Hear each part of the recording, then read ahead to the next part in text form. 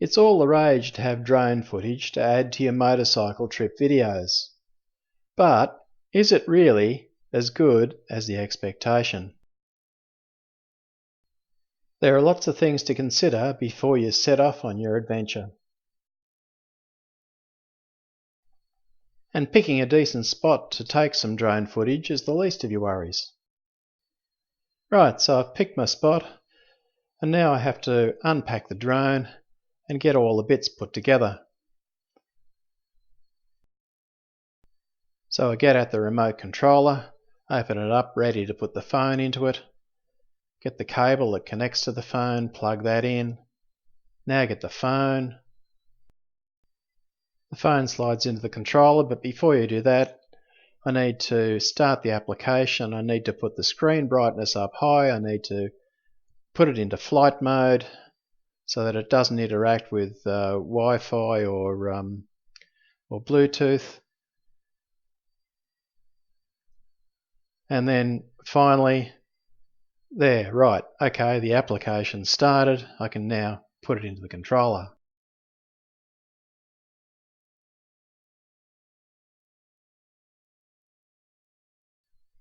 Then from the application, there's stuff that comes up that I have to go and cancel.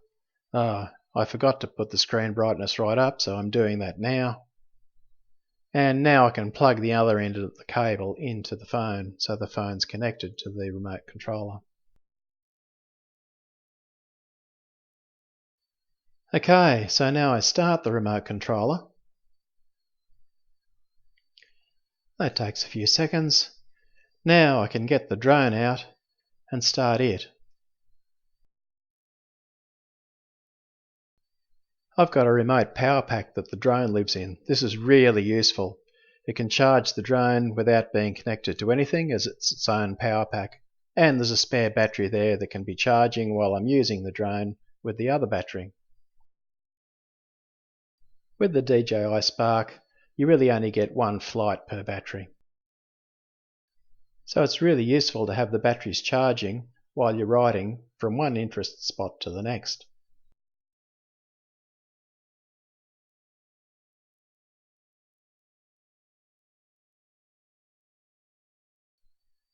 Alright, so now I need to just open up the blades. Theoretically you don't need to do that, but I'm a bit pedantic that way. And then turn on the drone. Again, it takes a few seconds to start up. And once it's started up, it goes through a startup process. And then it finally connects to the remote controller.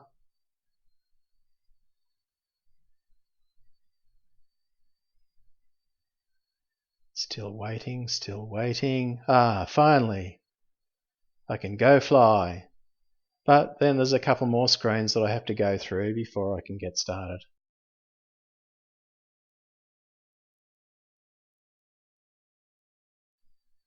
Now I'm ready to fly, and I try squinting at the phone, looking at the controls, watching the drone, trying to select the flight type that I want. It's all very worrying and concerning. I finally get it in position and set it on one of the automatic flight modes called Droney, which goes backwards and up, looking at me as it goes.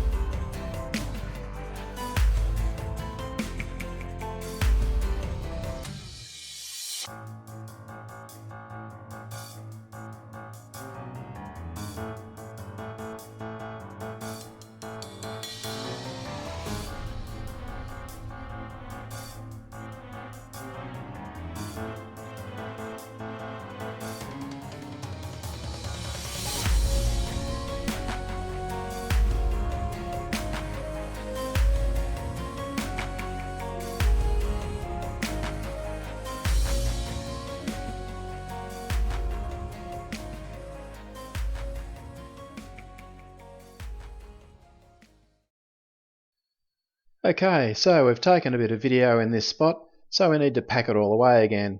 And once the drone's in place, Wendy's turning on the battery pack so that the batteries can be charging in the back of the bike while we're riding and getting to the next destination.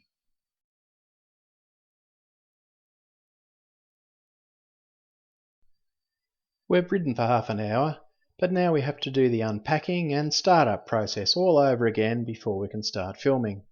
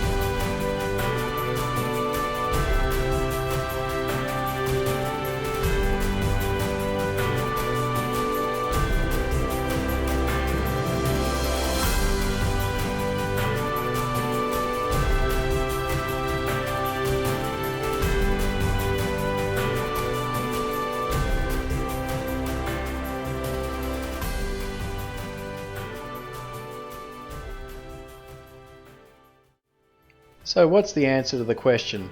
Is a drone a pain to take with you on a motorcycle trip? Well, yes it is. But really, it's up to you to decide whether the pain is worth the reward. For us right now, the reward is a nice snot slice, some coffee and cake at the local bakery.